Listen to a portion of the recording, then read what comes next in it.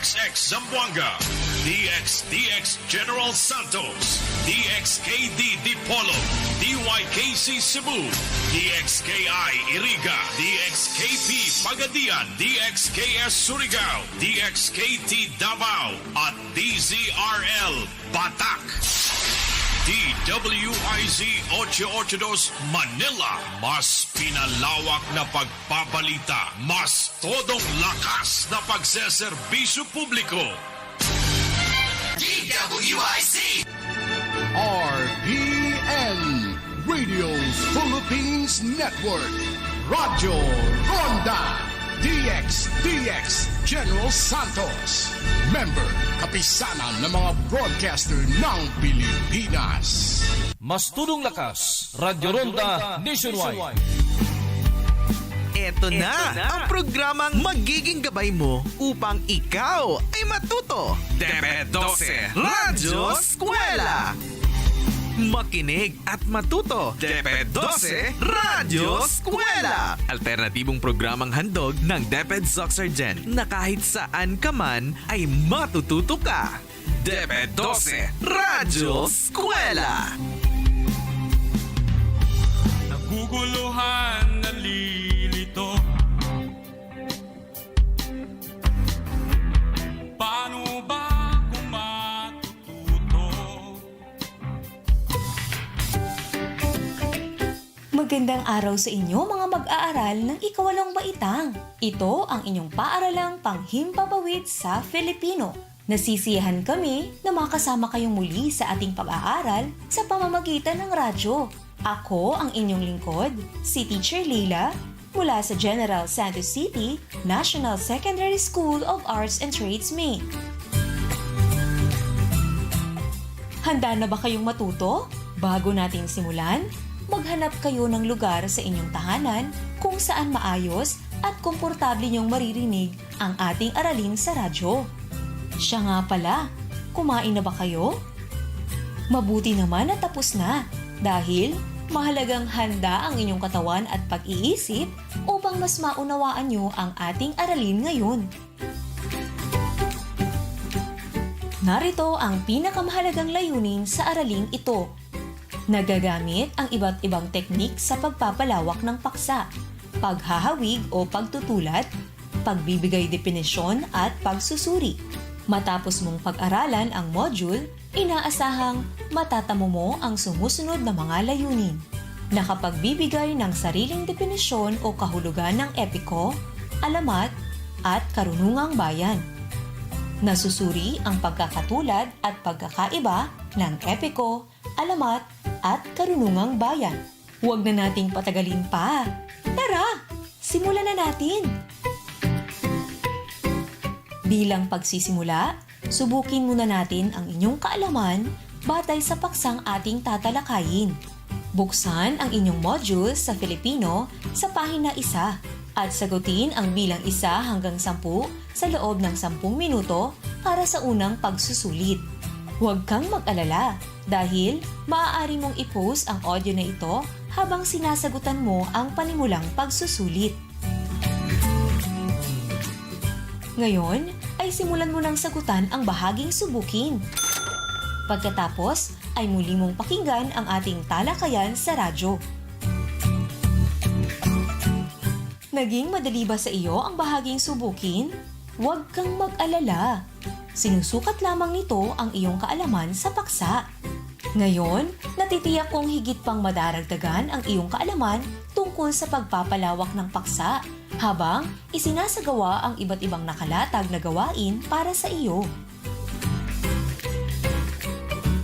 Isang paalala, kung kailangan niyong umihi, uminom ng tubig o ano paman, gawin niyo na ngayon dahil ilang saglit lang ay sisimulan na natin ang ating panibagong aralin.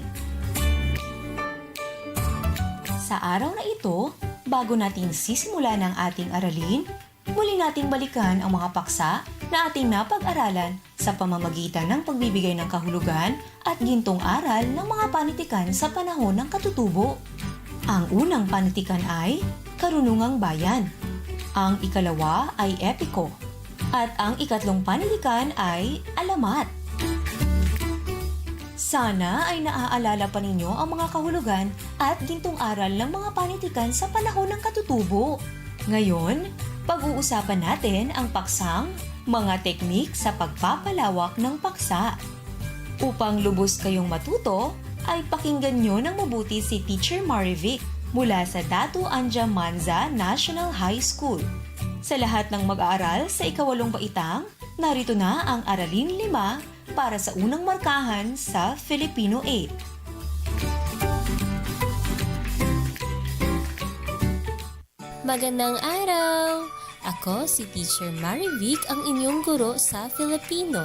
Nung nakaraan ay tinalakay natin ang panitikan sa panahon ng katutubo at mga pang-abay. Ngayon naman ay pag-uusapan natin ang pagpapalawak ng paksa. Inaasahan ko na pagkatapos ng ating talakayan ay magagamit mo na ang iba't ibang teknik sa pagpapalawak ng paksa. Handa na ba kayo? Halina't suriin na natin ang ating paksa. Mga teknik sa pagpapalawak ng paksa. Sa inyong palagay, ano-ano nga ba ang mga teknik sa pagpapalawak ng paksa? Simulan natin. Mayroong 3 teknik para sa pagpapalawak ng paksa. Ang unang paraan ay pagbibigay kahulugan o definisyon. Ang pangalawa ay pagtutulad. At ang pangatlo naman ay pagsusuri. Ngayon, alamin naman natin kung ano nga bang ibig sabihin ng pagbibigay kahulugan o definisyon. Ang pagbibigay kahulugan o definisyon ay parang exposition na tumatalakay o nagbibigay kahulugan sa isang salita. Ito rin ay paglilinaw sa kahulugan ng isang salita upang tiyak na maunawaan. Bawat disiplina o larangan ay may tiyak na mga salitang ginagamit kaya't kailangang ipaliwanag ito sa pamamagitan ng definisyon. Alam niyo bang mayroong 2 uri ng pagbibigay definisyon o kahulugan? Opo, mayroong 2 uri ang pagbibigay definisyon o kahulugan. Mga uri ng pagbibigay kahulugan o definisyon. Una, maanyong definisyon. At ang pangalawa ay definisyong pasanaysay. Ang maanyong definisyon ay tumutukoy sa isang makatwirang pagpapahayag ng mga salita na nagbibigay ng malaking kaalaman. Ito ay tumutugon sa mga patakaran ng anyong nasa diksyonaryo at encyclopedia. Mga mag-aaral ng ikawalong baitang, maaari bang basahin ang halimbawa dyan sa inyong module? Sa pagpapatuloy, ang pangalawang uri ng pagbibigay kahulugan o definisyon ay ang definisyong pasanaysay. Ito ay isang uri ng definisyong nagbibigay ng karagdagang pagpapaliwanag sa salita. Ito ay kawili-wili, makapangyarihan at makapagpapasigla. Kaya't higit itong binabasa ng mga mambabasa. Walang tiyak na haba ito basta't makapagpapaliwanag lamang sa isang salitang binibigyang kahulugan. Mga mag-aaral, maaaring basahin ang halimbawa dyan sa inyong module.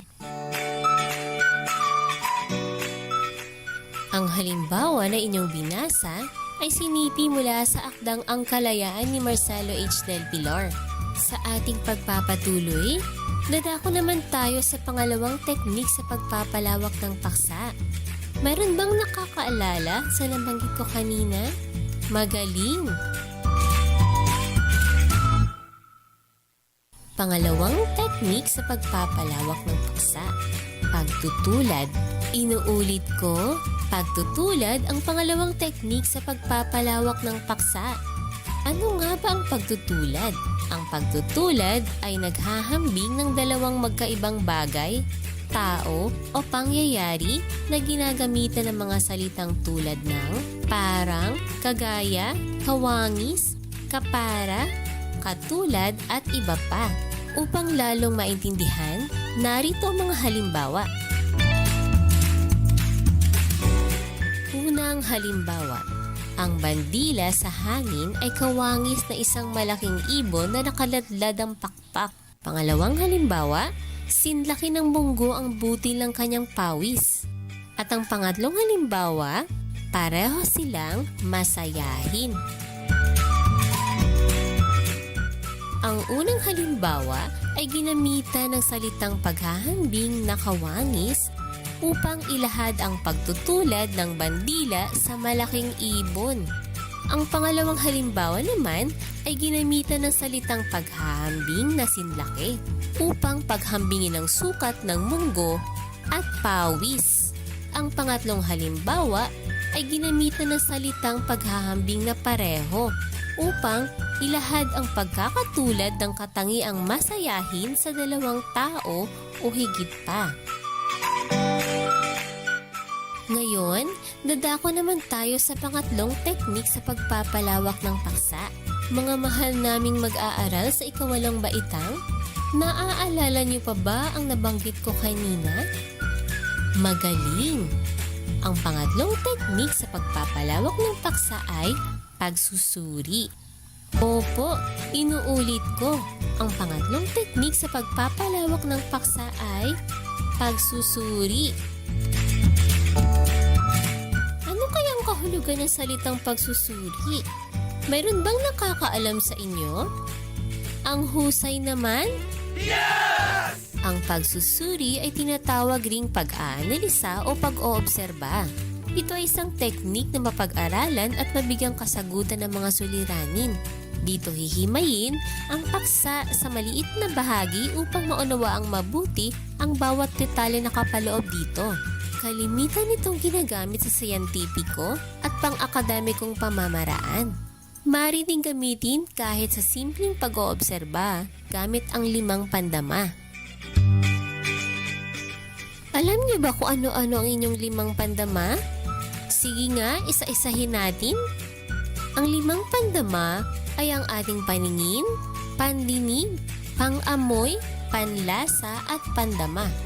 Ngayon naman, maaaring basahin ang halimbawa ng pagsusuri dyan sa inyong module. Mga mag-aaral, alam niyo ba ang kahalagahan ng pagpapalawak ng paksa? Mahalaga ang pagpapalawak ng paksa upang maipakita ang iyong kaalaman tungkol sa isang tiyak na bagay. Ngayon ay marami ka ng alam tungkol sa panitikan na umusbong sa panahon ng katutubo.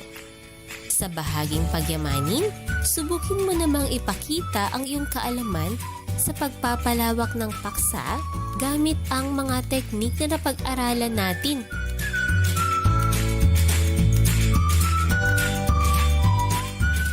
Mga minamahal naming mag-aaral sa ikawalong baitang, sagutan ang unang gawain hanggang sa ikatlong gawain. Sa bahaging unang gawain, ibigay ang iyong sariling definisyon gamit ang maanyong definisyon at definisyong pasanaysay. Sa ikalawang gawain, bumuo ng pangungusap sa bilang 1 hanggang 6. Paghambingin ang epiko sa alamat at sa longgihita ng salitang ginamit sa iyong pagtutulad.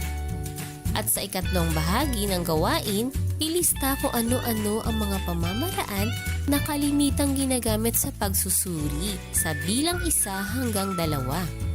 Paalala, maaari niyong itigil o i-pause ang audio lesson na ito at muling i-play kapag tapos ka na sa iyong gawain. Wow! Ang husay naman! Sa puntong ito, inaasahan kong napakahusay mo na sa araling pagpapalawak ng paksa. Muli, ipagpatuloy ang pagsagot sa bahaging isa-isip ng inyong module. Paalalang muli, maaari niyong itigil o i-pause ang audio lesson na ito at muling i-play kapag tapos ka na sa iyong gawain. Binabati ko kayo sa husay ng inyong ipinamalas. Natitiyak kong naunawaan niyo na ang mga teknik sa pagpapalawak ng paksa. Ngayon ay handa mo nang gamitin ang iyong mga natutuhan sa tunay na buhay. Hanapin ang bahaging isagawa sa inyong module at sagutan ito. Paalala, maaari niyong itigil o i-pause ang audio lesson na ito at muling i-play kapag tapos ka na sa iyong gawain. O O di ba? Higit pang nadagdagan ang iyong kaalaman tungkol sa pagpapalawak ng paksa. Isa pang gawain ang inihanda sa inyo. Handa ka na ba? Kayang-kaya mo to. Sagutin mo ang bahaging karagdagang gawain na makikita sa 10 pahina ng inyong module. Basahin at unawain ng mabuti ang panuto upang mas lalong mapadali ang iyong pagsagot. Isulat ang inyong sagot sa isang malinis na papel. Paalala, maaari niyong itigil o i-pause ang audio lesson na ito at muling i-play kapag tapos na ang inyong gawain. Ayan, natapos na ang ating talakayan. Sana ay mahusay na kayo sa pagpapalawak ng isang paksa.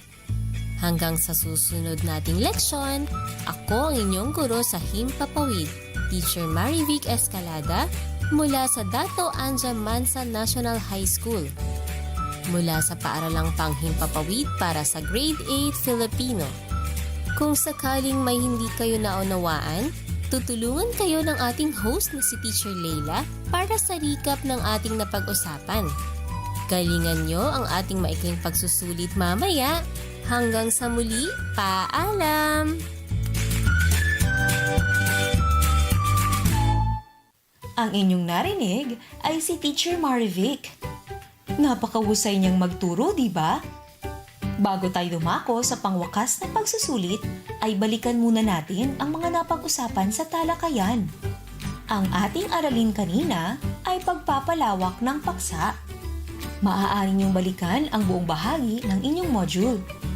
Nakilala rin natin ang mga uri ng mga teknik sa pagpapalawak ng paksa. Una, pagbibigay kahulugan o definisyon.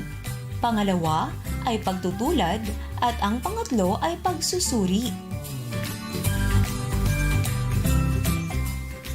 Ayan, napagtagumpayan niyong maunawaan ang mga pagsasanay at gawain sa module. Ngayon ay alam kong handa na kayo sa pangwakas na pagsusulit. Subukin natin kung hanggang saan ang inyong mga natutuhan. Nais kong basahin nyo ng may pag-unawa at sagutan ang bahaging tayahin sa pahina 9 hanggang 10 ng inyong module. Uulitin ko. Nais kong basahin nyo ng mabuti at sagutan ang bahaging tayahin sa pahina 9 to 10 ng inyong module.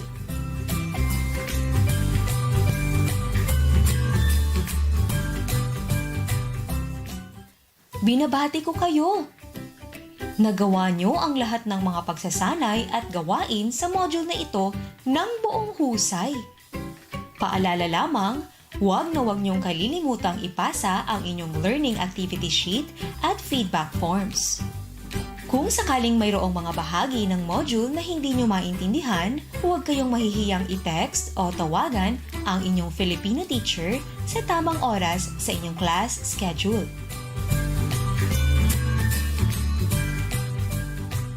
Huwag niyong kalilimutan ang susunod nating aralin tungkol sa maikling kwento. Siguruhing tumutok sa ating paaralang panghimpapawid araw-araw. Hanggang sa muli, ako si Teacher Leila na nagsasabing, laging tandaan, ang pandemya ay di hadlang sa pagtamo ng karunungan. Paalam!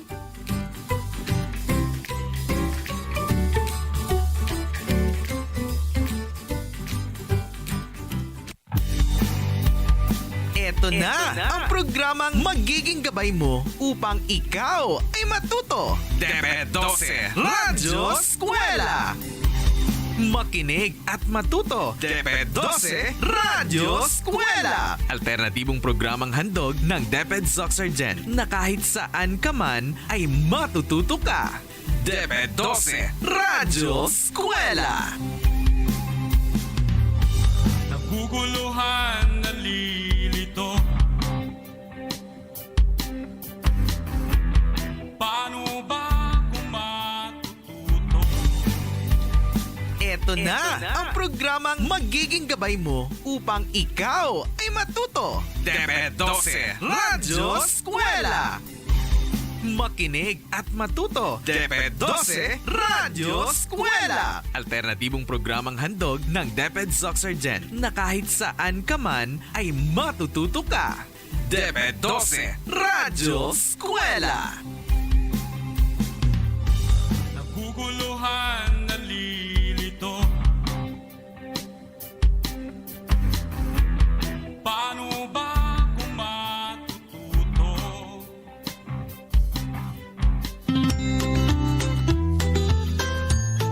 Let love and kindness be our roadmap.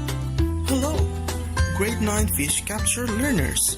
You are now tuning into School on the Air in TVE Fish Capture. A pleasant day to all, especially to you, my dear student learners.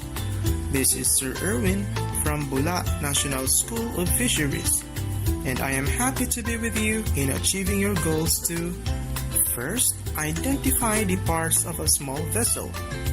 Second, identify factors that may compromise vessel safety. Third, check all essential safety equipment required for. And fourth, accomplish documentation based on government's regulations and policies. Have you eaten your meal already? Be sure that you already have eaten your meal to be active and to quickly understand our lesson very well. Are you ready? Please listen attentively while tuning in and make sure that you are in a comfortable place and can clearly hear our broadcast. This is Sir Erwin from Bula National School of Fisheries. I hope you listen carefully in our broadcast. Let's get started. Now, prepare yourself and get your printed Module 1 in Fish Capture 9 with your pen.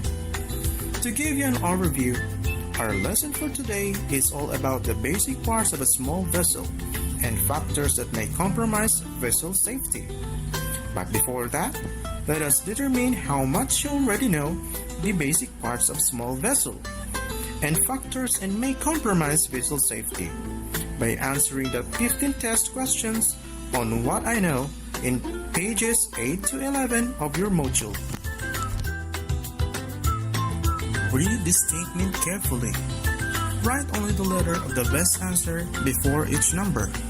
You may pause this radio broadcast for 20 seconds to give you enough time in answering the test. Are you ready? Go ahead. We'll be right back after these few reminders. Bagong araw na naman, bagong kaalaman, bagong matututunan sa paaralang panghimpapawid. Kami samahan, sabayan ng mga aralin, mga gawain siguradong kagigiliwan. Oras na, alisto na, halina't makinig at matuto sa Radyo General.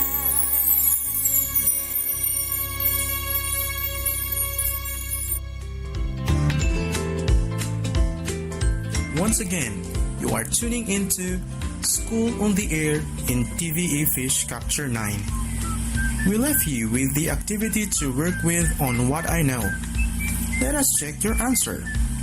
And for this activity, the correct answers are: number 1 is B, number 2 is C, number 3 is B, number 4 is D, number 5 is C, number 6 is D, number 7 is A, number 8 is D, number 9 is C, number 10 is B, number 11 is B, number 12 is C, number 13 is A, number 14 is A, and number 15 is D.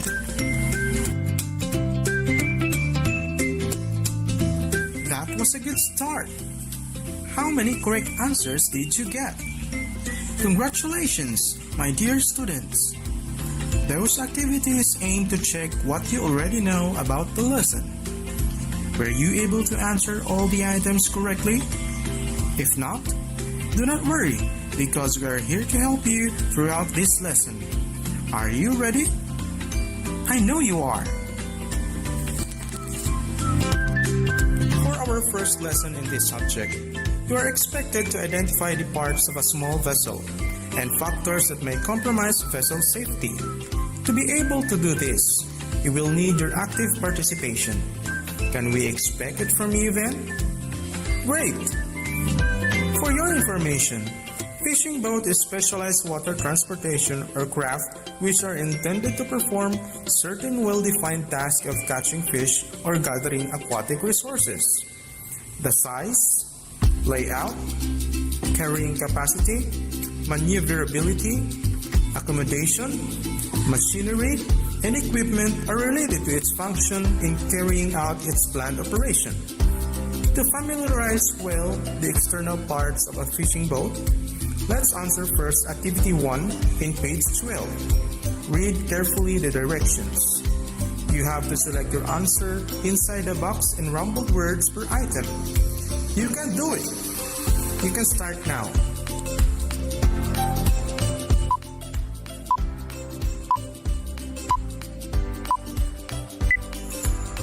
Oh yes, you did it! You're very smart. Those are the external parts of a fishing boat. And now, let's do the next activity. The Activity 2, Guide Questions in Fishing Operation. Read carefully the given questions. You are going to write your answers on the given space below. Let's start now.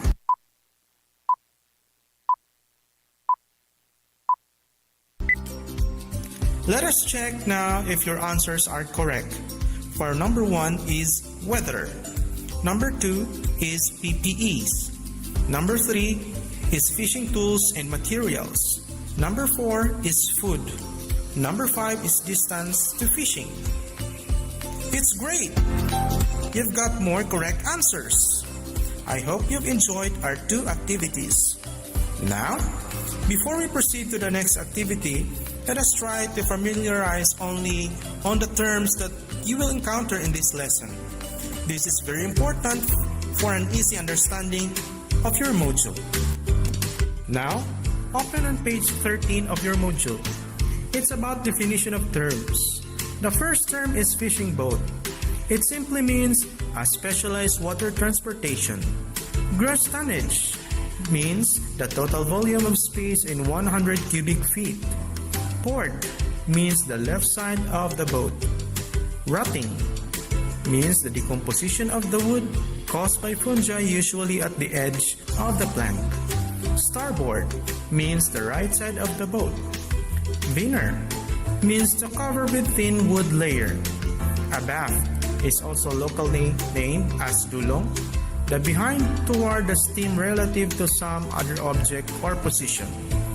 Anchor is locally called as ancla, a heavy attached to a rope or chain in used to moor a vessel to the sea bottom. Typically, one having a metal shank with a ring at one end for the rope and a pair of curved and barbed. Astern, its local name is ulin, is the rear or aft part of a ship, vessel, or boat. Hull is locally called as casco, main body of frame of the boat.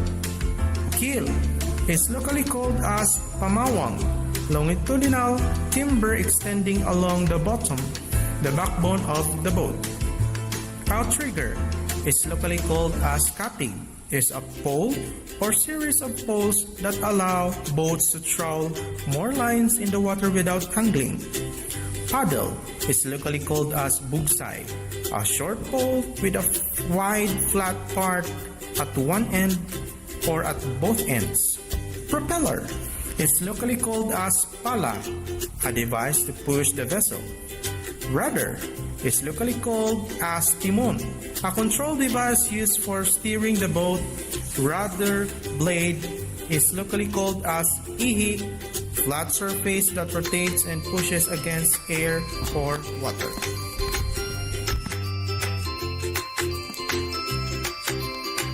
Those are the important terms that you should be familiarized in this module.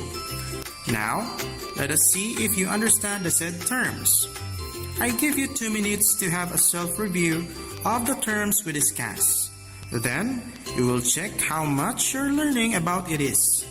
I know you can do it.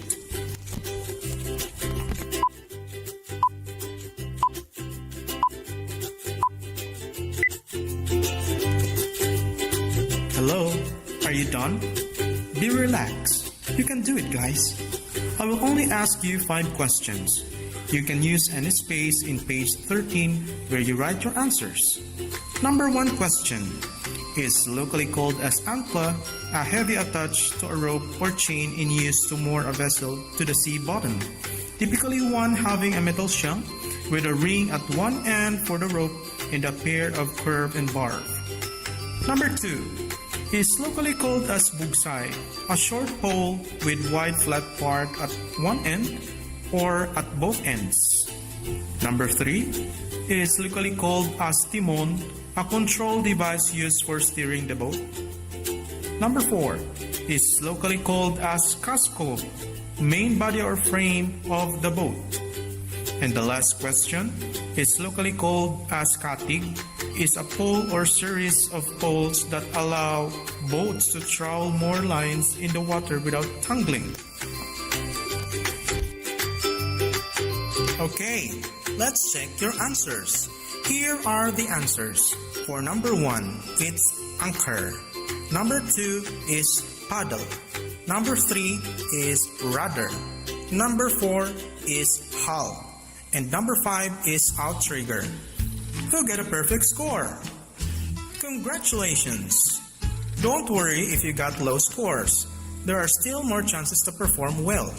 Just review our lessons and learn from your mistakes. You know, through our mistakes, we remember what the correct and right answer is. That's what my experience when I was once a scholar like you. And even until now, I still do it without study from my errors or mistakes to figure out what is right and wrong. And now you are nearly half of completing your module.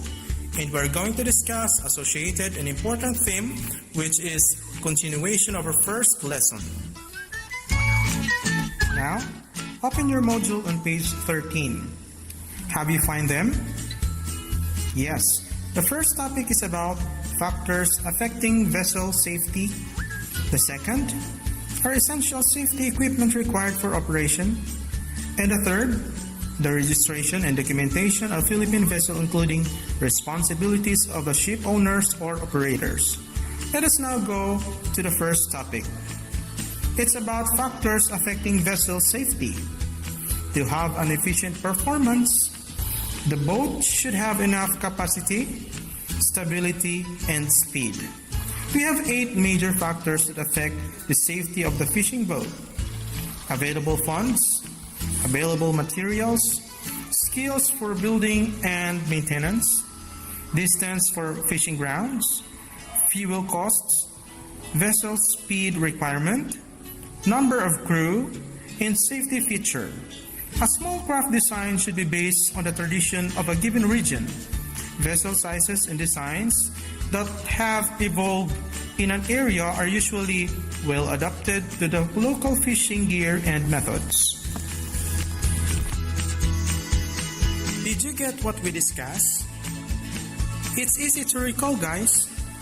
Always remember we have 8 major factors that affect the safety of the fishing boat. That's it, guys. It's easy, right?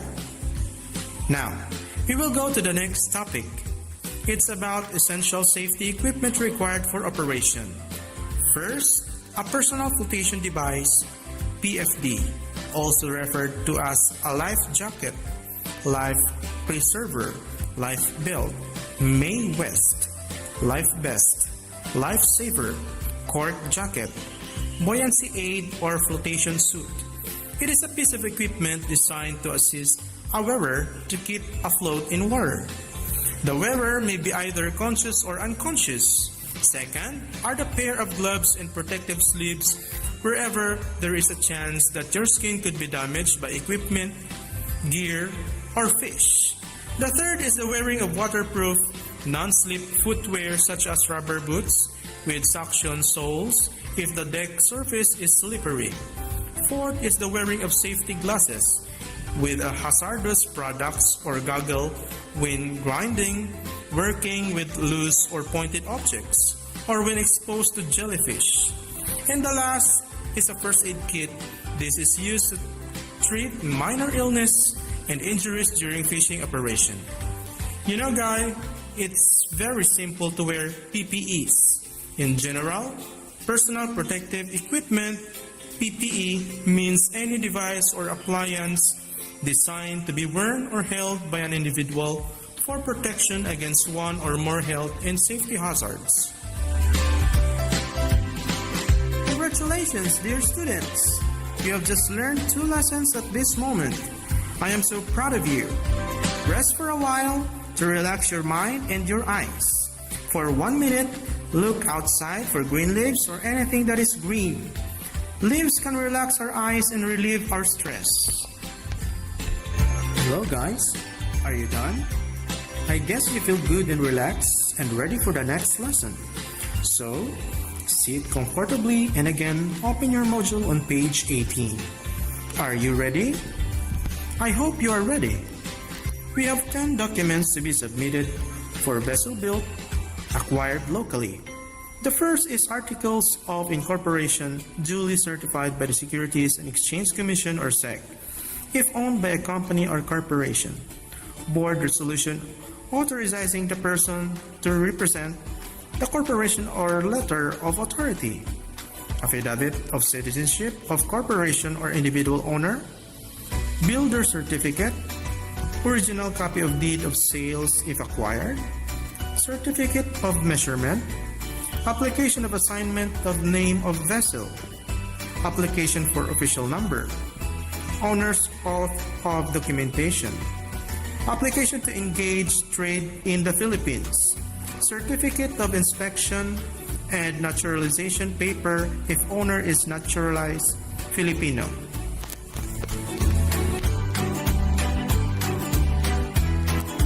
So, there are 4 responsibilities of the ship owners operators. And now, let's finish the last topic on page 19.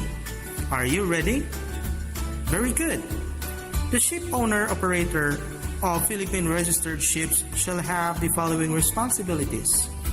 Ensure that the appropriate and required tax are paid on its due date.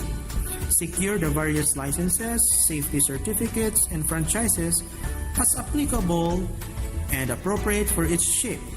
Ensure timely renewal of such licenses, safety certificates, and franchises prior to expiration, and when applicable, pay corresponding penalty and surcharge in case of late renewal.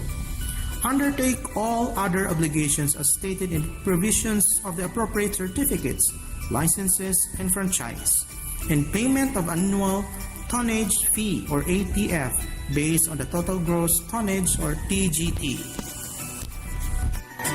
Congratulations! You've successfully did it. Did you understand what we discussed a while ago? I'm sure you are. And to test your learning, try to answer Activity 3 on page 20.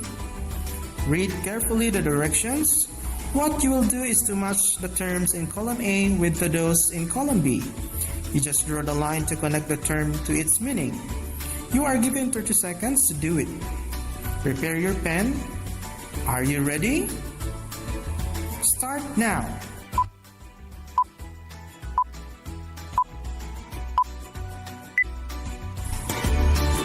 Are you done? Let's check your answers. For column A, 1D, 2A, 3B, 4E, 5C. What's your score? Did you get a perfect score? Congratulations! But for those who did not, you can review our lesson after this. Let us try to answer Activity 6 on page 23 to enhance your reasoning skill. Are you ready? Identify the parts of a small fishing boat to the best you can. You are given 30 seconds to answer them. After you finish Activity 4, You can answer also activity 8. Activity 4 and 5 is to enhance your decision making. Remember, there is no wrong answer in this activity. It is a matter of how you present your decision being backed up by a practical reason. In short, it is a logical decision that matters most in these given situations. State your answer in a KISS form, which means keep it simple and short. I know you can do it, right? And now you are also given 60 seconds or 1 minute to answer them.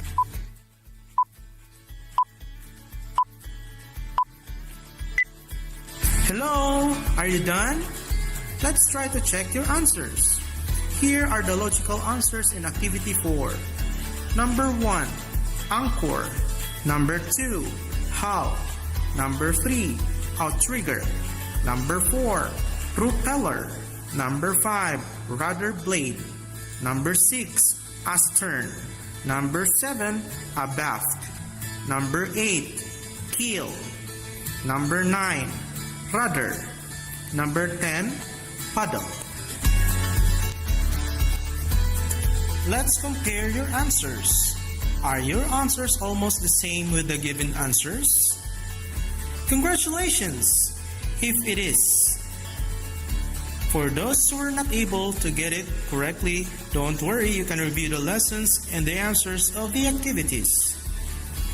Please pause this radio broadcast for you to have enough time in answering the questions. Enjoy! Hello guys! You've done this module easily. It's because you're focused and cooperative with our discussion. Thank you very much for your active participation. And now, let's check your learning on the whole module. Try to answer activity 8 in the assessment part of page 24. Are you ready? You are given 2 minutes to do the activity. Read and analyze carefully the questions. We'll be right back. Bagong araw na naman, bagong kaalaman, bagong matututunan sa paaralang panghimpapawid. Kaming samahan, sabayan ng mga aralin, mga gawain siguradong kagigiliwan. Oras na, alisto na, halina't makinig at matuto sa Radyo General.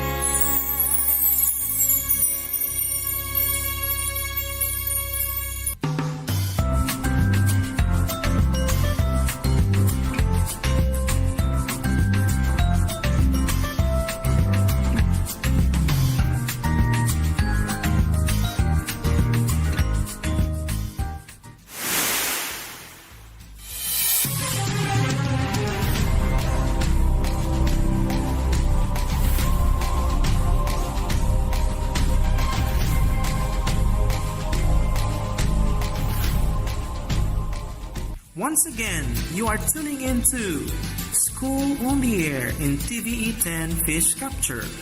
How are you guys? Good job! We are done now with the assessment. Make sure you have answered all the questions. I hope you get a high score. You were able to study the lesson 1, organize a work area for adjusting gill nets with its subtopics, namely the basic parts of gill nets and the tools needed in making it. Determine an organized area for adjusting gill nets and rectify unsafe work area to become safe and efficient results. I hope you enjoyed our lesson for today. School on the Air in TVE 10 Fish Capture. If you have any questions or clarifications, you can contact me in this number, 0938-291916. That was amazing! It was fun working with you on the activities that we accomplished together. Please submit the answered module to the school through your parents or guardian. Once again, this is Sir Erwin. Until next time. This is School on the Air in TVE Fish Capture 9. We heal as one, we learn as one. Good day everyone, and be blessed. Ito na ang programang magiging gabay mo upang ikaw ay matuto. DEP ED Radyo Eskwela. Makinig at matuto. DEP ED Radyo Eskwela. Alternatibong programang handog ng DEP ED Gen na kahit saan ka man ay matututo ka. DEP ED Radyo Eskwela. Naguguluhan, nalilito. Paano ba? Ito na ang programang magiging gabay mo upang ikaw ay matuto. DEP ED Radyo Eskwela.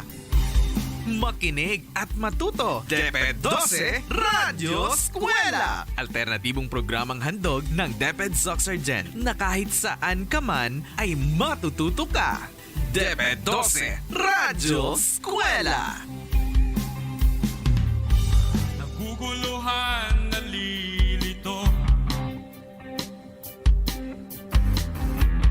Paano ba kung matututo? Bagong araw na naman, bagong kaalaman, bagong matututunan sa paaralang panghimpapawid. Kaming samahan, sabayan ng mga aralin, mga gawaing siguradong kagigiliwan. Oras na, alisto na, halina't makinig at matuto sa Radyo General.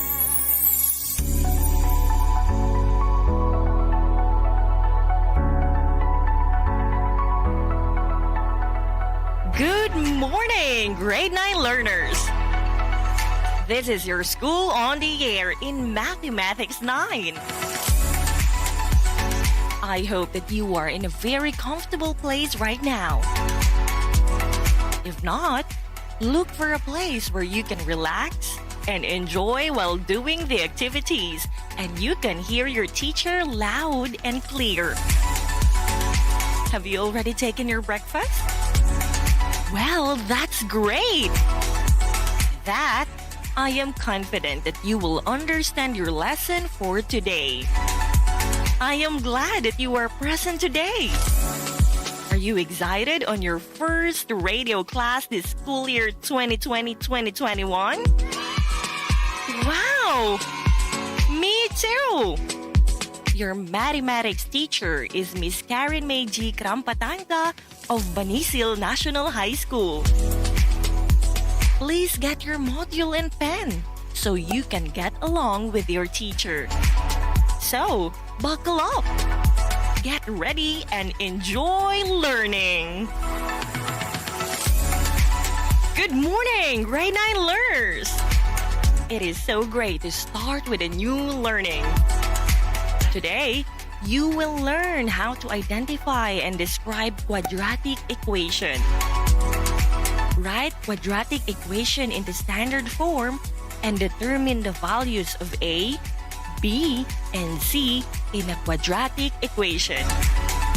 So now, be ready and listen carefully to your teacher as we go through of this episode.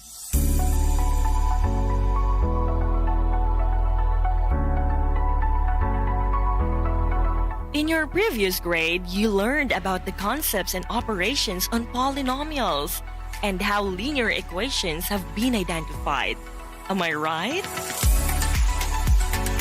Now, get your module and open it on pages 5 to 6.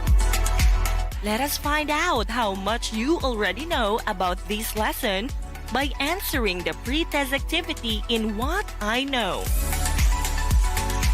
You may start now.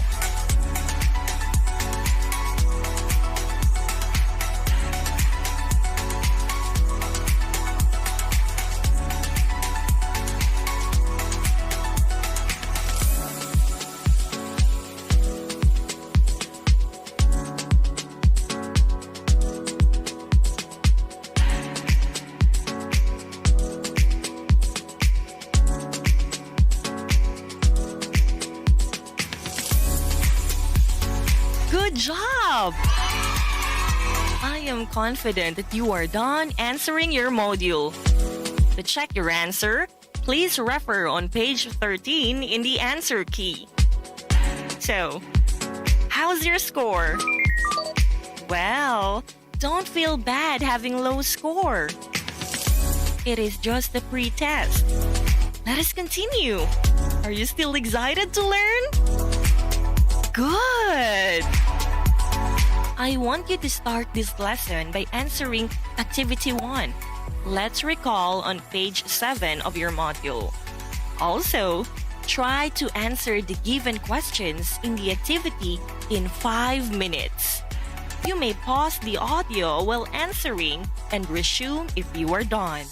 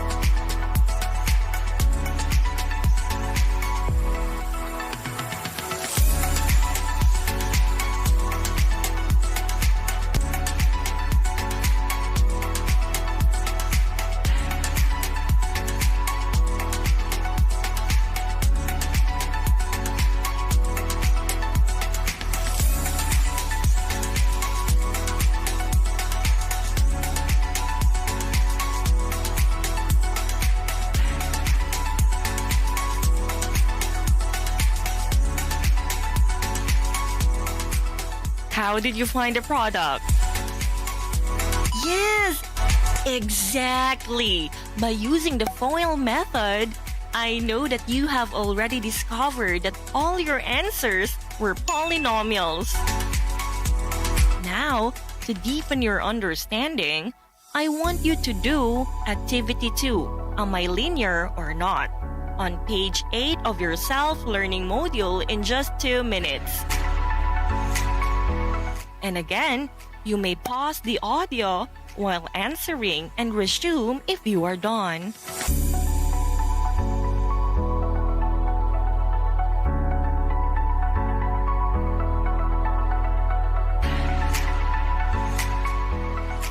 Ang DWIZ 882 Manila ay sabayang napapakinggan sa mga sumusunod na impilan sa